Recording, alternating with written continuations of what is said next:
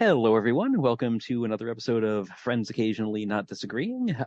This is part two of our first ever indie game showcase. This is Justin again, and with me again is Cody. Yeah. And this time we finished up Hades, and we're going to move into the second game for this feature, a little horror experience called Signalis. Um, Achtung, Achtung. a very different style of game. But definitely one that made a splash when it came out. So let's see what it's all about. Now, this one, it doesn't really have much in common with Hades at all. It's not the same genre. It's not the same presentation. It didn't come out in the same year even. But it also made a splash when it did get released. Signalis is a sci-fi horror game and presented in a very retro style. We're talking like essentially PS1 era graphics here with Yep. new lighting systems to add to the ambiance, the atmosphere. There's shadows that actually work the way shadows are supposed to. Um, Cameo and by Virtua Cop. Oh, wait, that's yeah, Sega. Never mind. yeah. No worries. Uh, Um, but yeah, so the basic I almost got through there with a straight face. The basic plot of Signalis is it takes place in a dystopian universe where you don't really get a, a perfect feel for exactly what the society is like, but it feels based on background details and things you see. It feels very totalitarian and very oppressive, very militaristic. But the game starts with your character, who is a replicant, I believe they're called, which is essentially an android, uh, and your human partner. Humans are called gestalts in this. There's a lot of German phrasing in Boy, this is game. there. So you two are on a ship going somewhere, and you crash. You end up on a planet called Leng, Leng, in which is just this frozen hellscape, pretty much. You wake up, your Gestalt partner is not there, and you're just the ship is inoperable, and you don't know where your partner went, but all you know is she's not on the ship. So you head out into the frozen wastes to try and find her. Um, you well, things happen. Let's put it that way, because this game is weird. Uh, Things happen. You find yourself in a mining facility that seems all but abandoned. There are corpses strewn throughout the hallways, mostly of replicants like yourself. Some might be gestalts. It's not 100% clear on looking at them because, well, Hmm. it's very low poly. It's very hard to tell a lot of detail on anything. But you start descending through this mining complex looking for your partner. And that's the most basic broad strokes overview I can give of the story of this game. Yeah. The the finer details are, I don't know if there's something we want to really get into because there's it's a hard story to even wrap your mind around once you've played it, but it also I don't think would have benefited from knowing anything about it going in. Basically go into this blind and I think you'll have a better time. Um so I suppose we should talk a bit about the gameplay rather than the story, because, like I said, things get weird. That's all I'm going to say for the rest of the story, for the most part. But it's in a very old school style of survival horror as well. You have a very limited inventory. You don't have tank controls, thankfully, but you do move pretty slowly. You have very limited resources in terms of ammo and healing supplies, and there are a lot of puzzles, a lot of, I would say, very well designed puzzles throughout this whole thing. Um, it's mostly shown from like a top down perspective, but Yeah. there are a few first person sequences which they really are not jarring, but they're definitely they add an interesting element when they show up. Yeah, it is. I mean, you're right. The style of the presentation of this, I mean, doesn't look that dissimilar, to like what like you said, 32-bit maybe Resident Evil game would have looked like. Mhm. minus controls being just slightly different, but kind of that same perspective of like you're seeing part of the room you're in, but not the whole room. It's not, I guess it's not that dissimilar Mhm. camera wise than Hades in a way. Like it's still kind of got that over the head look down Yeah. over top of everything, but this is just much harder to see where you're at. Like you said, very atmospheric, very gritty. There's shadows. Yes. There's parts of the room you can't see. There's dark rooms that you need flashlights for, Oh, yes. which I really liked those parts. But anyway, Mhm. But yeah, so it is a surreal and at times almost hallucinogenic kind of experience, where you're not sure what's real, what has actually happened, whether some of the events you're seeing are through your own eyes or through the eyes of someone else. Um, it messes with your head. it definitely does that. Yeah, and I will say it does manage to be quite scary at times. Though I do have to give a bit of an anecdote here because as good as the atmosphere is in this, you're still dealing with things that are like 50 polygons. They're pretty simple looking when you're fighting them. Um, Yes. so the scariest thing in this game actually wasn't anything in the game itself when I was playing it. The scariest Ooh. thing that happened to me in this game was my wife came home. Now that's going to sound. I need to Glad explain. you added those last two words. Just So I was playing this, upstairs on my desktop PC, headphones on in the dark because of course it's a horror game. I'm playing it in the dark. And without spoiling anything, there's a certain type of enemy that shows up occasionally that I think you can shoot it and kill it, but you're intended to fight it in a very unorthodox kind of way. And you probably know which one I'm talking about. Yes, those ones. Yeah. Okay. yeah, where there's the screen is all messed up. There's a bunch of like strange noises happening at the time, and you're trying to stay alive and do what the game is expecting you to do to defeat this thing. I don't want to go into more detail than that. So you've got voices in the background, you've got like radio static, you've got all this stuff going on. And the first time I run into one of these, I figure out what I'm supposed to do. I'm doing the things, and just as the thing dies, I hear a voice say, "I'm home," and I'm like, I fully figured, oh, this is just something creepy that they threw into the game just to mess with you. And then I'm like, wait, every other voice line in this has been in German. So I pause the game, I take off my headphones, and I say, "Hello." Nothing. Absolute silence. It's just me in a dark room with a pitch black hallway leading off into the rest of the house, and that was the creepiest thing in the game for me. But the fact that I could have seen that simple line of dialogue as being something that the designers put in there to screw with you, that is kind of the idea of what sort of horror you're in for here. Yeah, that's a It's good way to put it because this game, and all mhm, horror games do this, but this game especially makes use of both visual and audio as mediums that it's attacking you with. And I've played some other ones that really manipulate sound as well, but this one's if if you were thrown into a world where you were trying to walk around like a Salvador Dali painting mixed with Koyaanisqatsi, and mhm. you're walking around that world, and then suddenly the camera like pans out, and you're like, wah wah wah wah, and it's got, yeah, like you said, like just the weirdest visual things going on, but also like very well visually. It has like moments where it's very like quick cut flashes too to like images that are like populating your eye threads, and you're like, Mhm. oh, and then there's other times in this game where like again, no spoilers, but there's like paintings in this game that are like very subtle in the background. You're like, oh, this is an interesting painting that turns out to be like way more than just a painting as the game goes on. Mhm. But then auditorily, like you're also getting, you know, random noises in words spoken to you. And then, you kind of mentioned briefly there too, but it's all heavily German.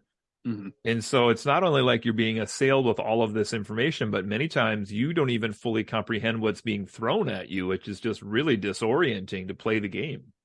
Yes. And I like that because there really the last game I played that implemented that sort of thing was probably oddly enough another low poly horror game, Lost in Vivo.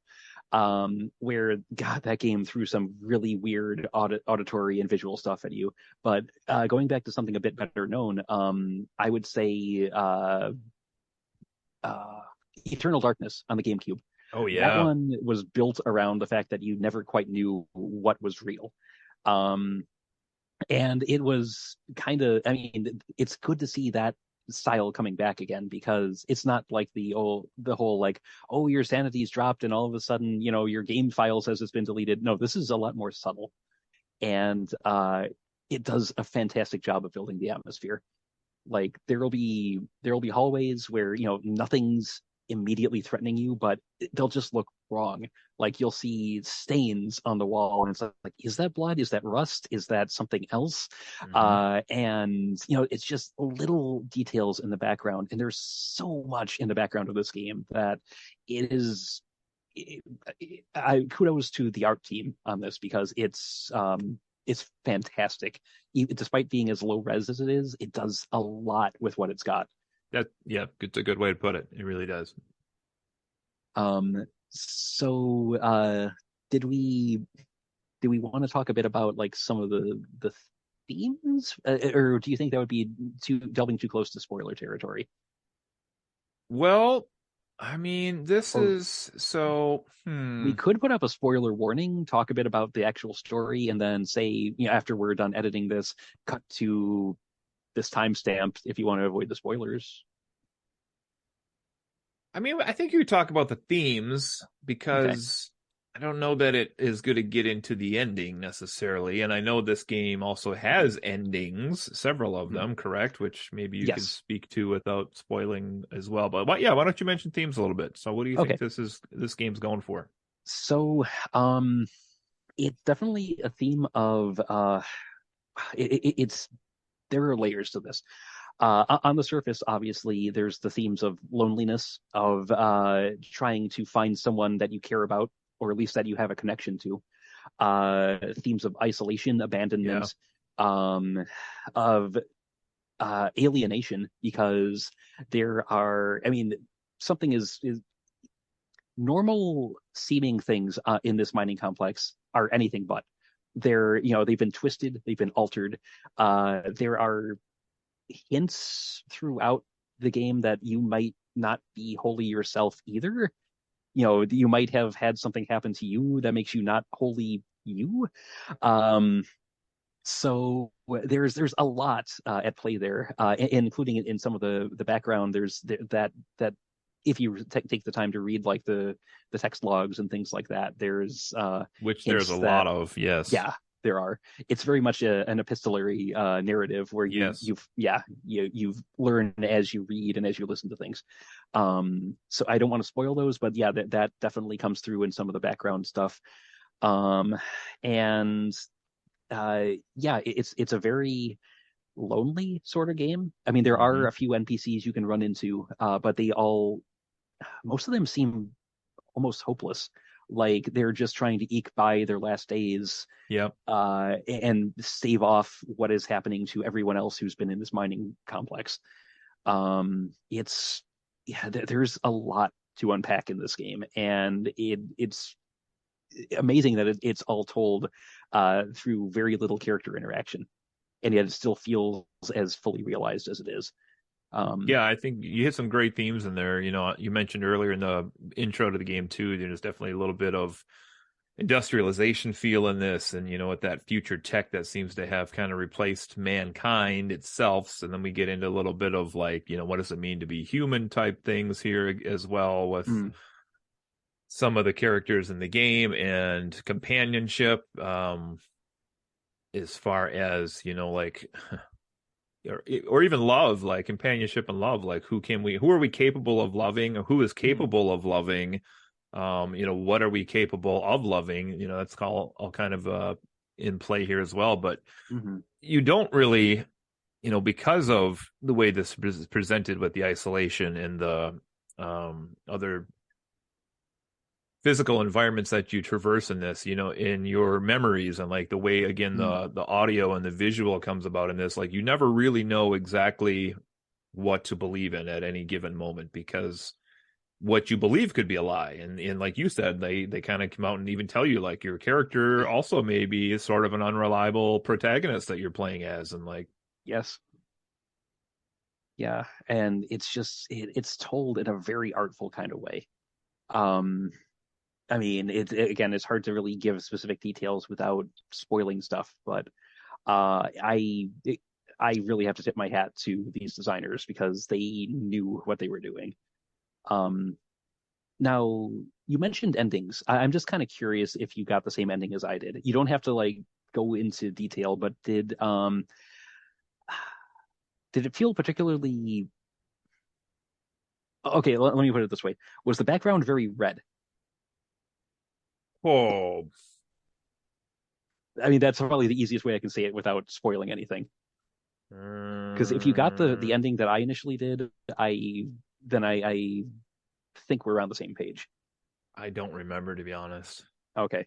Um, so there are multiple endings in this, and the bad one, which is the one that I think I got, uh, from what I've been able to read, I've been trying to avoid spoiling the other endings for myself as well.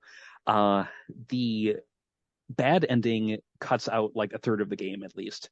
So there is an entire arc of this that I haven't seen yet because I got the bad ending. Um, and this to try and help any listeners who are interested in this, getting the bad ending the first time is fine because it does add something to the story. But if you're looking on a subsequent playthrough to avoid it, um, then the game requires you to do a very Silent Hill 2 sort of approach to what you're doing. I looked up, because I did a second playthrough of this to a point where I got to the first boss and I realized nothing I've done has really felt different than the first time I played it. And I started wondering, am I just going to get the same ending again? So I looked into what you have to do to get the other endings, and it's very natural to your gameplay in a sense. Like it's dependent on how quickly you heal, how fast you go through the game, if you talk to NPCs or not, how quickly you go through certain sections and how much you linger on them, how much you look at certain inventory items. And that's a very Silent Hill 2 kind of set of hidden mechanics, which you wouldn't really think about as you're playing. Um, I will say on my second playthrough, I realized I was doing a jumble of those things, and I was probably going to get the same ending again. So I haven't seen the other endings yet, but now that I kind of know what to do, I look Okay. forward to seeing the rest of the game. But I'm not going to spoil this for you or for the listeners. I'm kind of looking through the endings on a web page right now. uh, And even reading this, it's been a little while since I finished it, but I'm not even positive which of these I got. This is oh, craziness. I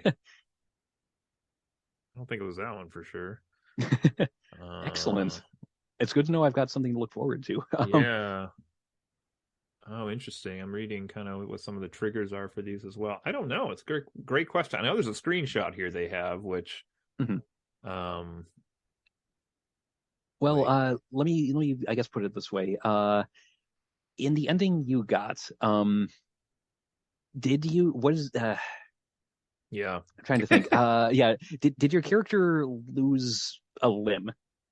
Like, okay, the picture I've gotten in behind me at this point, does that look familiar?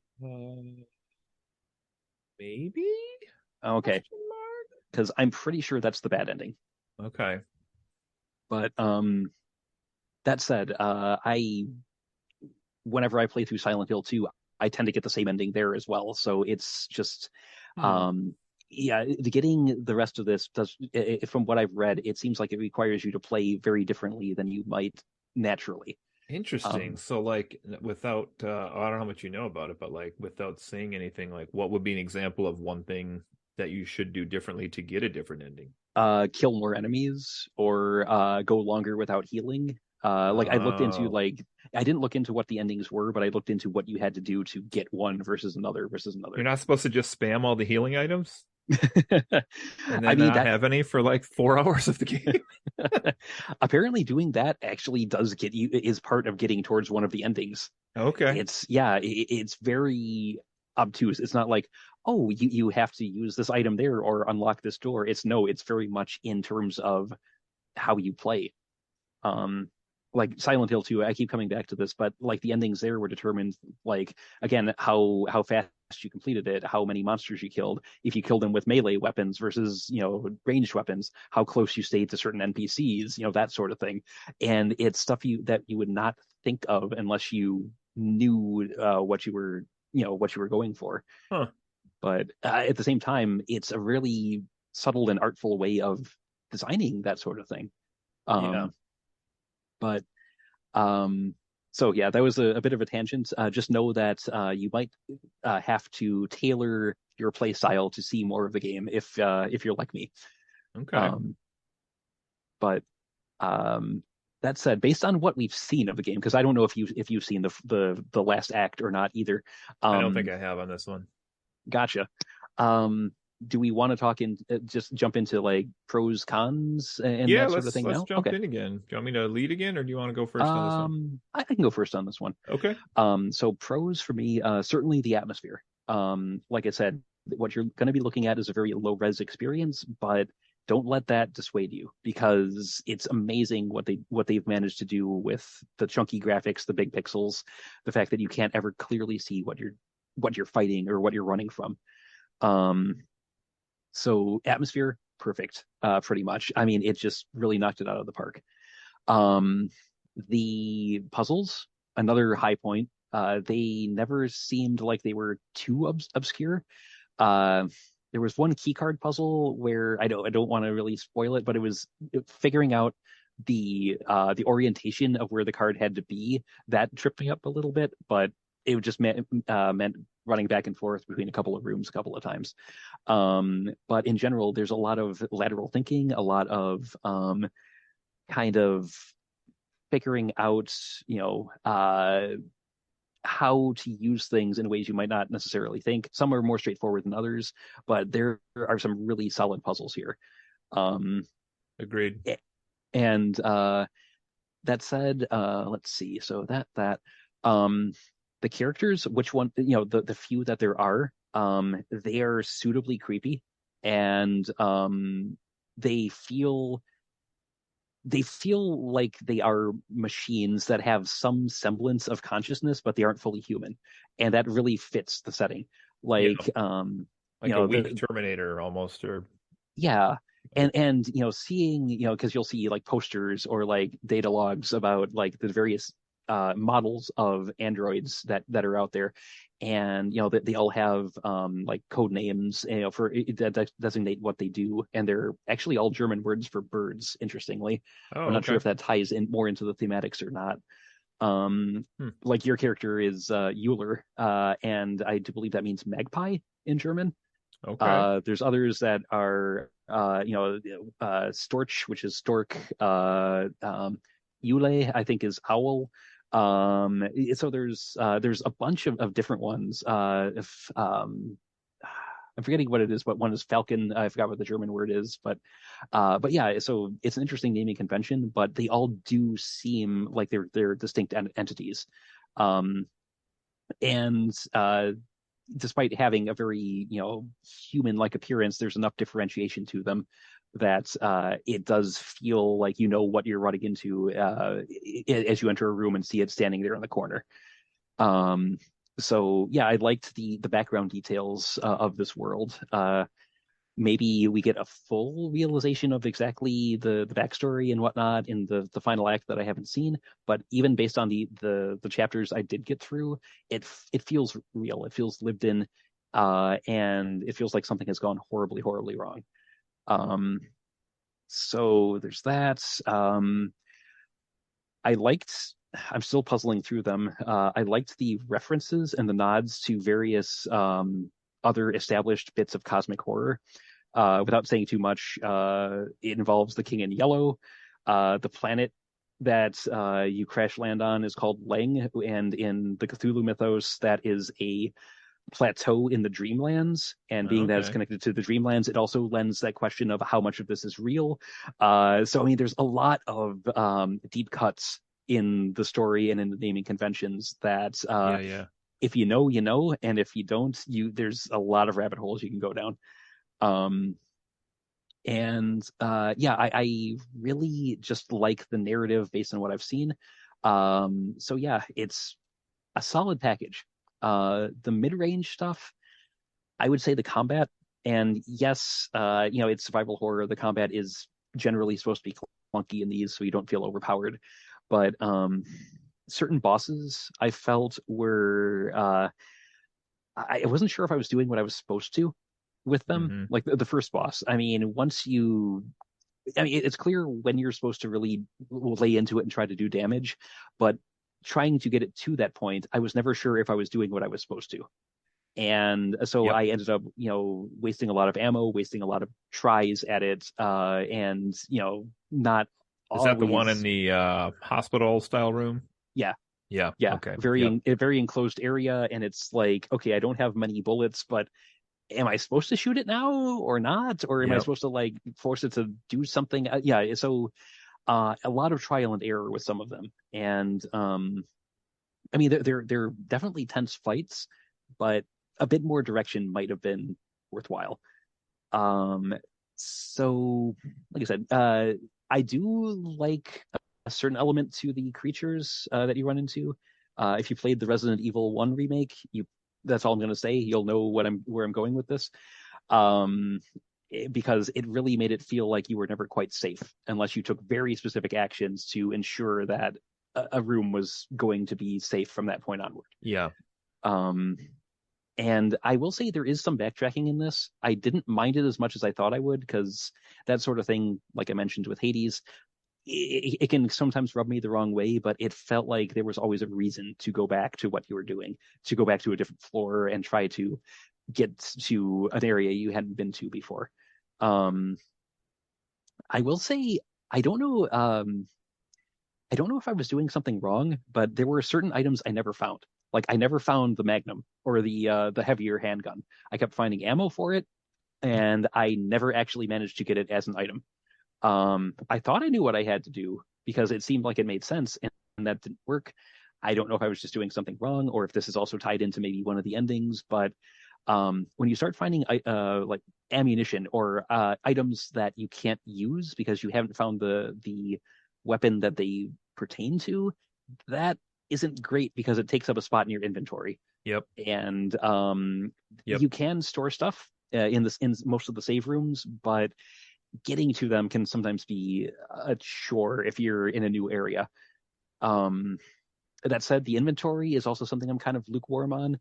Yeah, I understand you're just pretty much you're an android. You don't have like a backpack, you don't have a satchel or anything. You've just got what you can carry on you.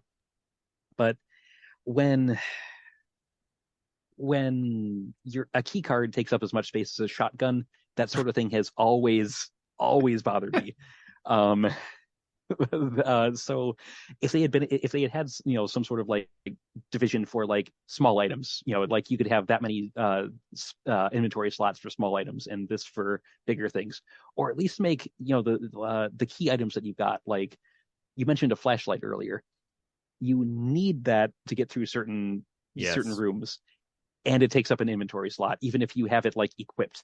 if Even if something like equipping an item made it free up a slot, that would have helped.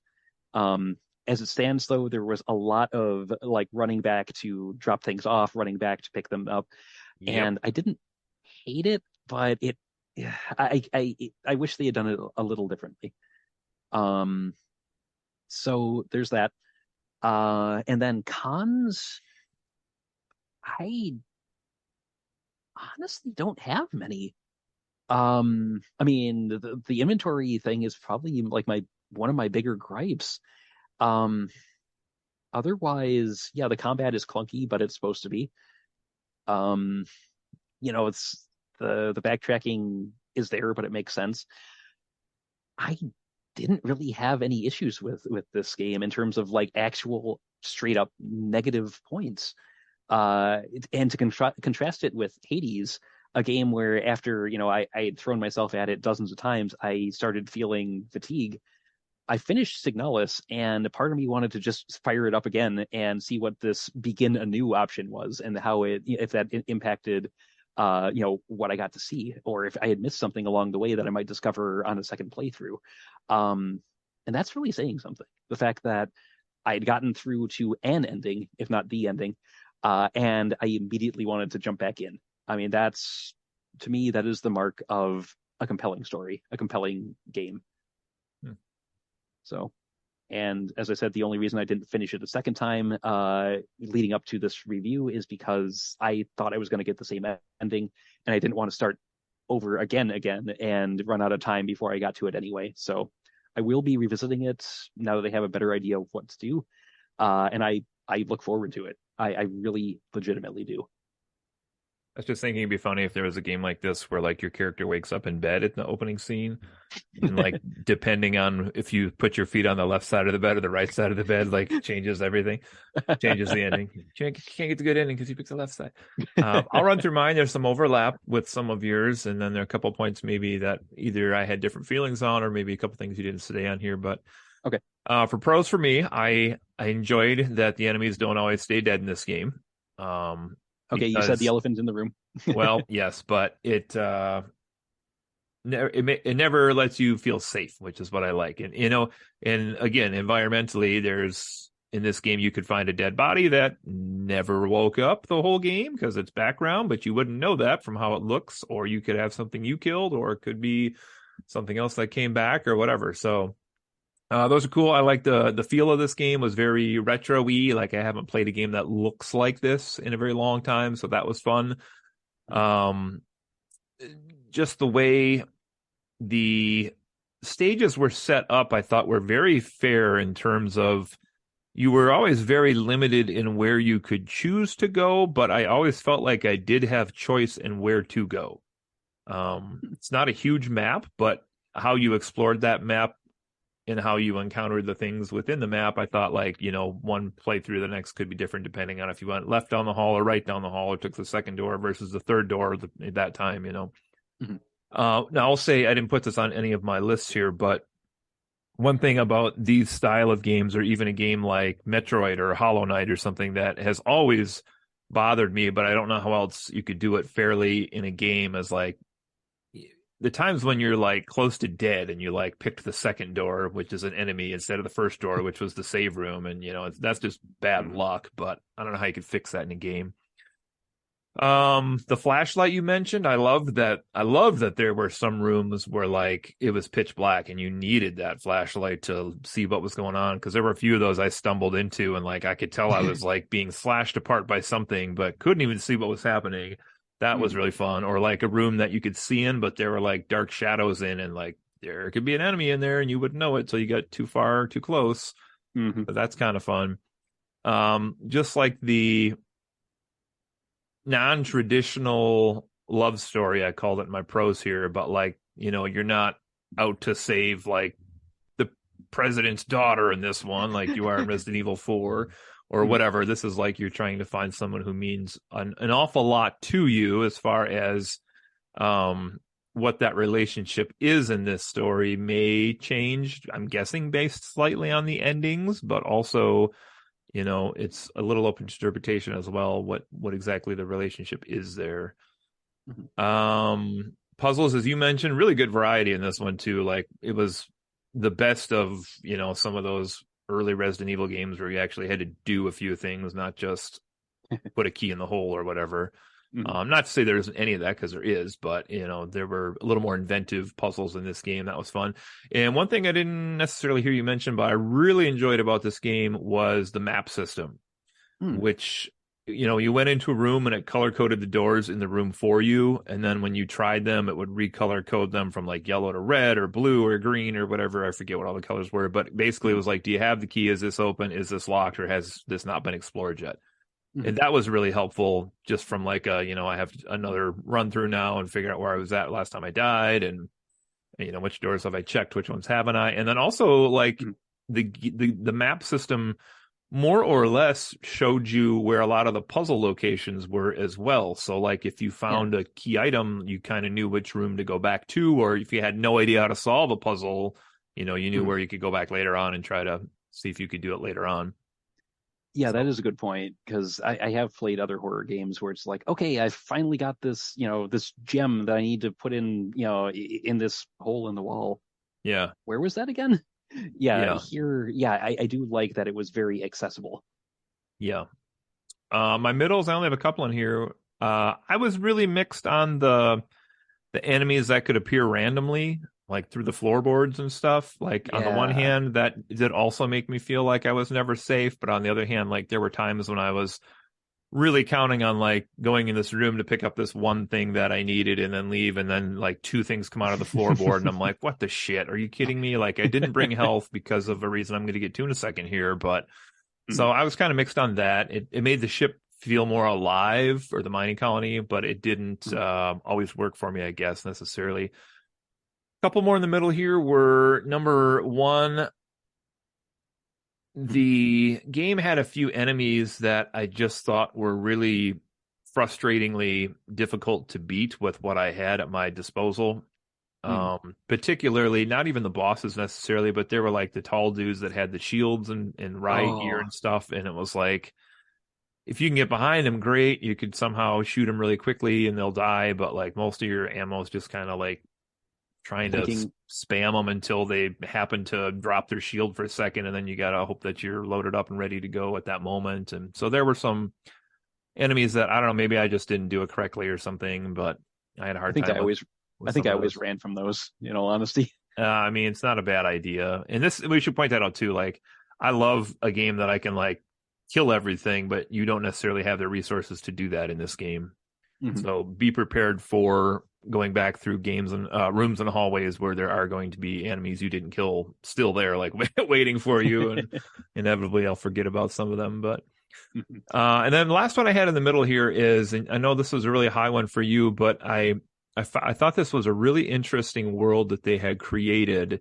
And I know this was a fairly small setup of production, but I wish more of the story and about the androids and maybe what happened was a little more overt, and instead of having to read all of those files. Like I do Mhm. enjoy having that extra rich world be there that I can access and spend the time to read on. But I'm going to guess there can't be everybody who plays this game that cares about reading all of those files. But that's not a unique problem to this game. I mean, even go back to like the original Resident Evils, like they still have the files you can pick up, or a lot of games do that now. It's a pretty tried Yeah. and true formula. Itchy tasty. Yeah. I did have some cons for me on this one though. Mhm. First of, you mentioned the inventory system, which honestly did drive me nuts and is going Mhm. to fuel a couple of these other problems I had in the game, which I get limited inventory space. You mentioned the flashlight is one thing that bothers you. Like the Mhm. key items bothered me.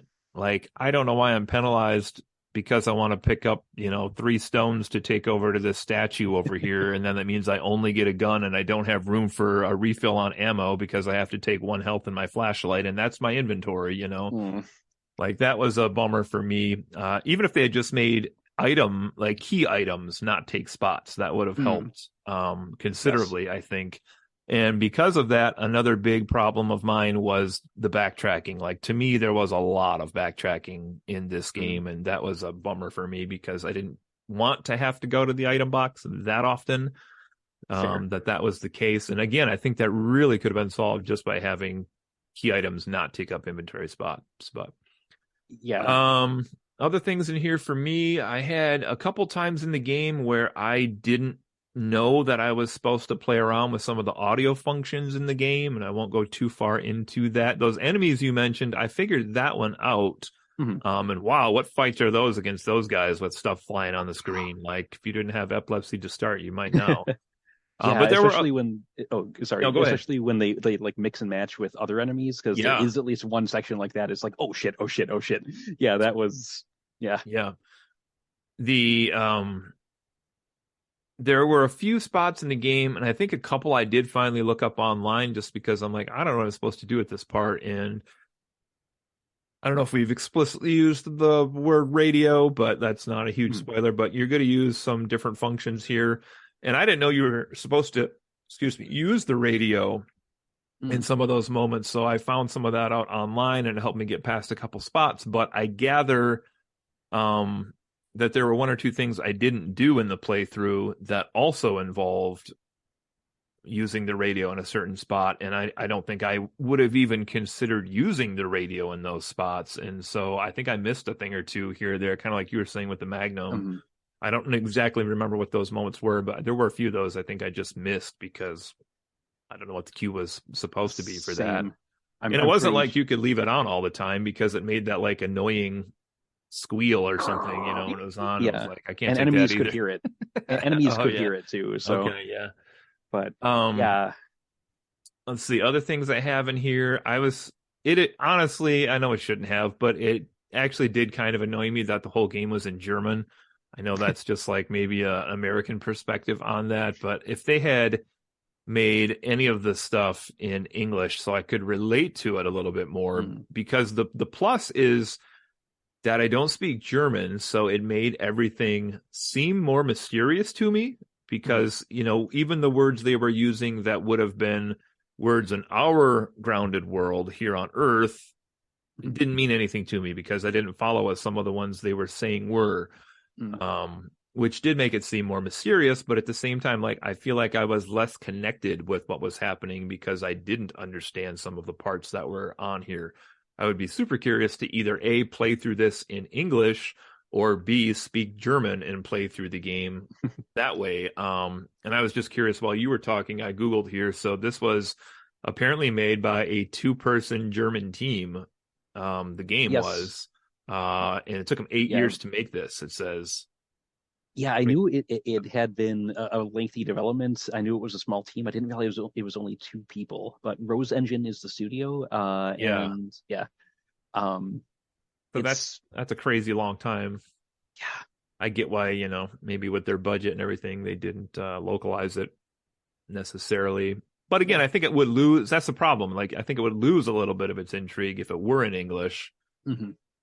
And I think we should say so we don't lead the listeners astray. Dialogue and like notes you find, those are usually subtitled in English. It's Good not point. like everything you're looking at is in German. Yeah, good point. So yeah. But there are certain things in the background that never get translated. Yes. Including certain like on a couple occasions I just messed around with the radio to see if I could pick up anything hidden just randomly, and occasionally you'll stumble across a station where you hear a voice saying something in German Yeah. and that's not translated. So that might be a key to like when you're supposed to use the radio in certain places or something like that. But I don't know because I think it's numbers it's saying, but it's so faint and so kind of garbled that I can't make out what the numbers are. And like even if I could, I don't know where I would use them. Yeah. So Yeah. I think that affected my last couple points here as well, which are because I had a little disconnect there. I felt like there were some plot details and emotional moments maybe that just didn't hit as strongly for me as they probably could have. hmm, But for the most part, I was left with a world that I didn't, even with the text files, I didn't fully grasp the words escaping me at the moment, but the rules of the world, basically, like the world building itself, like I didn't feel like I fully understood that, and I wasn't getting it from those files because it felt like there was a point where they were just like, all right, you understand what our world is, so we're going to give you all these details within the context of this world, but I still didn't fully feel like I understood what that world was. And I know some of this is like a slow burn mystery, so they're not going to just come out with all the details, but I felt like there were some moments in the game where the game looked as though it wanted me to be like, aha, here's that moment, or like, sad moment, or yay, or whatever. But I didn't feel like they hit for me as strong because I didn't feel as connected to those parts. that's fair. And if I can jump in for a second, Yeah, that's my like list, so go ahead. okay. Like I said when I was describing the basics of the story, even having played through to the ending I got, I'm still not really sure exactly why you and your partner were on this mission. I don't know if this planet is the one you were going to, or if you crashed, there accidentally on the way towards wherever you were heading. So I do agree, thinking about it, that there are points in about the world that aren't fully fleshed out, at least as of what I've seen, and read and whatnot. Maybe the final act clarifies that. I don't know. But yeah, I do agree that certain parts are just like, okay, this is all you need to know, even though it's not all you really want to know. Um, Yeah. so that's a fair criticism. Why do you think the game is called Signalis? I mean, it's just signals, but what's... Um, well, that again is kind of open to interpretation. Yeah. There there's a kind of plot spoilery thing that I think might be an option that I don't really want to say on air. Okay. I can mention it to you after we're done if you want. Otherwise, it could be like this does raise the question of like how much of what you're seeing is real, like, and how much is just sort of like well, we mentioned the radio. How much of this is just static? How much of this is just incomprehensible madness that is happening around you? And I think the title might be, in that sense, asking you to ferret out and decipher the actual signal, the actual important information amidst all this horror that is happening, in the periphery and in your face. Okay. It's a bit of a stretch, but that would be my non-spoilery interpretation. Yeah, sounds good. Yeah. Any guesses on your end, or? No, I mean, well, I agree with you that it's really open to interpretation. I mean, this just the virtue of the word signals, like how many meanings could that have? That's got to be word in the dictionary that it must have 10, 12 definitions if you think about just at a base level. So are we talking about there were a lot of things in those text logs I'm thinking of were like the different models of the androids had different signals that set them off with their behavior. Some were positive, some were negative, some made them behave this way, some made them behave that way. Is it literally like finding a path in this game as your character to search for this other being that you love? Is that following signals to get to where you need to find that person? Is it, your multiple endings that you're talking about, and maybe there were signs, if you will, or signals along the way that you could have chose a different path to get that different ending, or to find out, what's real and what's in the dream or imagination. Or, I mean, there's so much it could go into here. I feel like, Sure. Honestly, it's like such a generic name, but it kind of works because this would be one of those instances where if, we had made this game, if we were the two-person team that made this game, I don't know behind the scenes if this is a moment where they're like, we have this really deep meaning behind why we're calling this Signalis. Or if the one was like, I don't know, Signalis, because then it's just open to anybody to interpret this. Like, there's certain words you could use that are going to be very general and could be taken a lot of ways. So Sure. who knows? Yeah. But either way, I mean, if you take away nothing else from our talk about this game, know that there is a lot of food for thought, and as you said, a lot of Definitely. room for interpretation. Yeah, very definitely. I don't know if we're close to the rating on this. I wanted to also share quick the GLAD nomination entry for this one. So this is up for 2023 Game of the Year based on its 2022 release date. I'm just going to again read the quote that they have on this one. It says, a retro tech horror game with android lesbians. That was the 2022 masterpiece we didn't know we needed. Now, again, I think there's potential for interpretation here. This is my commentary, but they have Signalis is truly the gift that keeps on giving. It took the indie horror community by storm when it offered cosmic dread, secret endings, and hidden lore that the dedicated fan base is still trying to uncover and decipher. At the center of Signalis is a surprisingly tender sapphic love story featuring replica technician Elster trying to find her significant other after their shuttle crashes. Though rich in eldritch horrors and complicated puzzles, Signalis captures the longing and affection between Elster and her partner, breathing life into the silent characters and bleak world that we encounter as players. Themes of identity, love, and loss are deeply intertwined with Elster's journey, and the existential crises it elicits are melancholic and poetic. It's rare to find a game that effortlessly lands each and every emotional ending, but Signalis captivates from beginning to end with a love worth living, fighting, and dying for. So that's a good write-up for the game.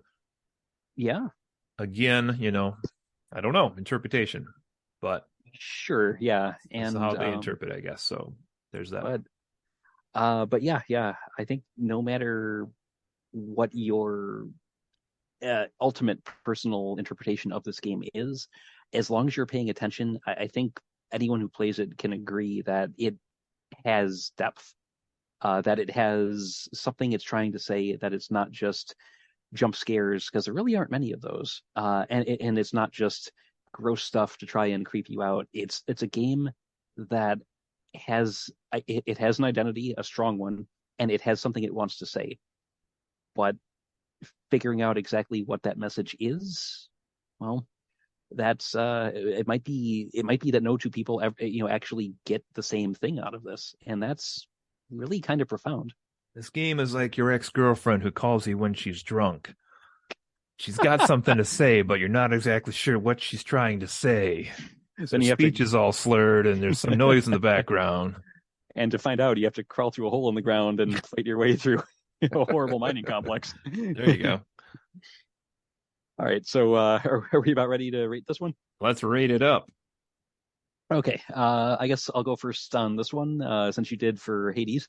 Um, I When I found out that I had not even experienced the entirety of this, despite getting an ending, um, that was pretty much like, I don't want to say it was like Christmas, but it was a gift I hadn't expected.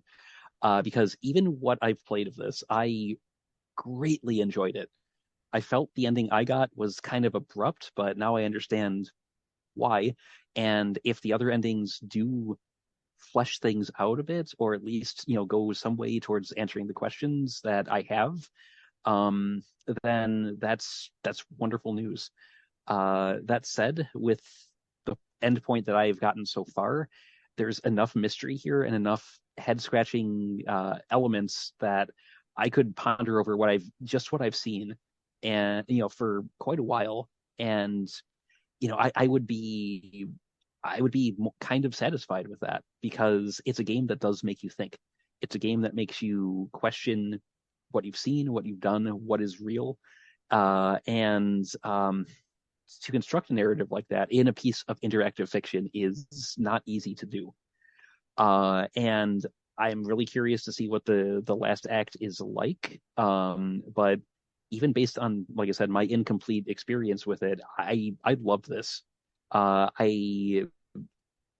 not going to say it's necessarily like game of the year or like the best horror game I've ever played, but it hits so many of the right notes. Um, from the mysterious elements to the references to um, other pre-existing works, to like the presentation, the overall character interactions, few though they are, they have weight to them.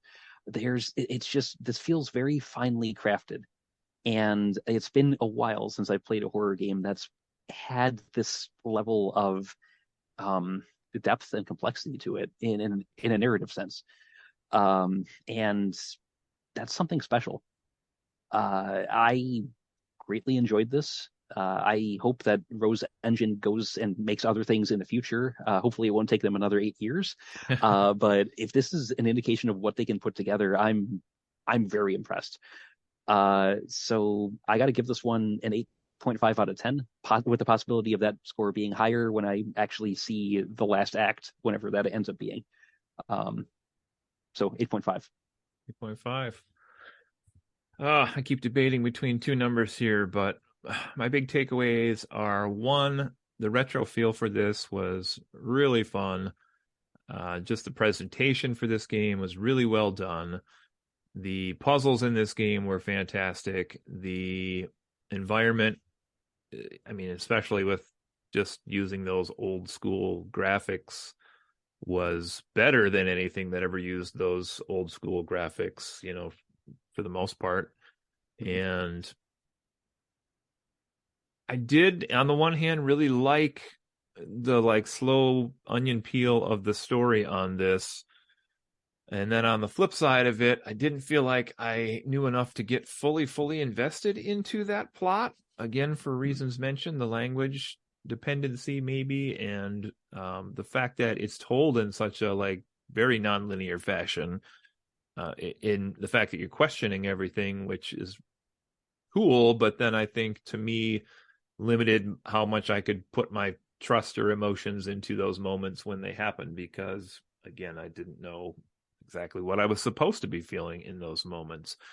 The inventory system and the backtracking in this game was sadly a thing that's going to knock a little bit off for me as well. Just could have just been cleaned up. I think even just and I didn't have this when I was writing my notes even, but even if they had just made the key items not take up inventory space, that would have been nice. Or I know like I read another review that essentially was like there was no point in the game, no matter what you did, that could let you upgrade to 8 inventory spots, or like, just something small, like maybe you find like you said, there's no backpack or anything, but maybe you find a pouch that could carry 2 items or something like that. That would have helped a little bit.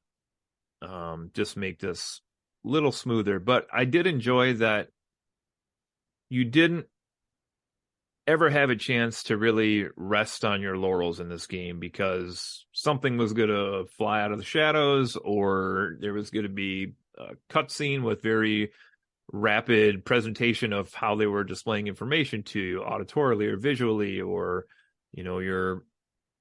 we didn't fully mention either, but there are random times in this game when suddenly you're someplace else completely, and like walking along a beach, and you're like, what am I doing here now all of a sudden? Like, and that all ties into, the meta story of what's happening. And then you're kind of reorganizing all of these, let's call them experiences, because apparently you're experiencing some firsthand, but some might be memories. And then, you're trying to organize all this into a timeline. So I guess I'm going to go with the higher of the two numbers I have here, which they're only half point off, but I'm going to give this one a 7 out of 10, which might be low for Justin, perhaps, with where he thought I was going to go with this. I had it at a 6.5 just for reasons mentioned, but I think our conversation has really made me appreciate what the strengths of this game were. And so I will go with the 7. I think it could have been a point higher had the inventory and backtracking been cleaned up. And if I had somehow felt more connected to the plot, maybe even a point higher above all of that, possibly. But I'm super intrigued, if you play through this again and get those other endings, to hear your reaction on those sometime, like how much that improved the game for you, or, if it changed your opinion at all. Maybe it wouldn't. I don't know. But Okay. yeah. Yeah, I'll definitely keep you posted, because this is one I certainly want to revisit now that I have an idea that I'm not going to just end up with the same ending again.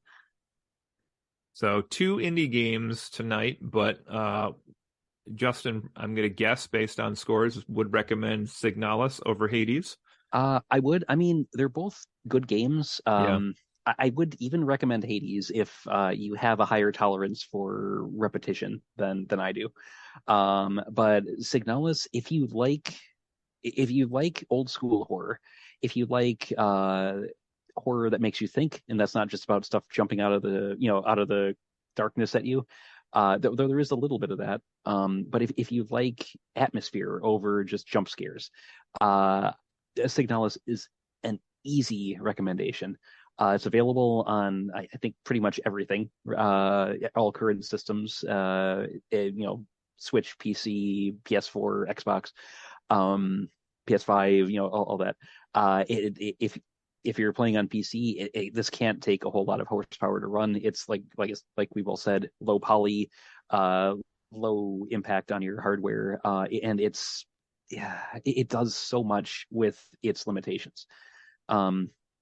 Hades also available on pretty much all those systems, though I'm sure it's a bit beefier because it's a more action-oriented sort of thing. So that one, again, I can recommend if you like action games, if you like roguelikes, and if you don't mind, repetition. Signalis, atmosphere, world building, even though, Cody, you seem to think that could have used a bit more polish, and just stories that make you think. Signalis does those things very well. Um, and if you're thinking like modern survival horror has gotten stale or it's all flash and no substance, then give Signalis a try. You will. I can almost guarantee you won't be disappointed. Yeah, from my end, I guess, my score ended up being the same in the end for both of these, which Hmm. is 7. So I would just kind of echo what Justin said real succinctly here. If you're more of a style of game that you'd enjoy of Hades, you haven't played that yet, then that's probably the way to go. But for my money, and as far as I'm concerned, like I said, at this point in my gaming career, time is my money. It's my currency that I have to spend on this hobby. And for my money, I could enjoy Signalis for 12, 15 hours, probably as much as I did for Hades for 40, 50 hours. So I guess that's where I would tell you to spend your time as well, would be to try Signalis and give it a shot if you like that type of game. If not, obviously the other one's maybe the way to go for you then. So there we go. Yeah. So yeah, it's nice to cover a few games that aren't like big, AAA projects. I look forward to more indie showcases. I know the next one is probably going to be Dredge, which I mentioned early on.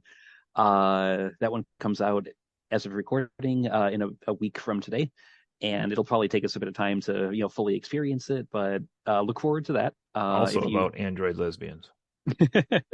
I mean, if it'll make you tune back in, then sure. You don't know what you're going to fish up from that lake. Uh, Oh, Elster, no. no. Yeah, I think that about does it for this week, unless you had any closing thoughts. No, I think we're good. All right. So until next time, this has been another episode of Friends Friends occasionally Generally. Ah, not disagreeing. random German. Bam. uh, Night, everybody. All right, bye everyone.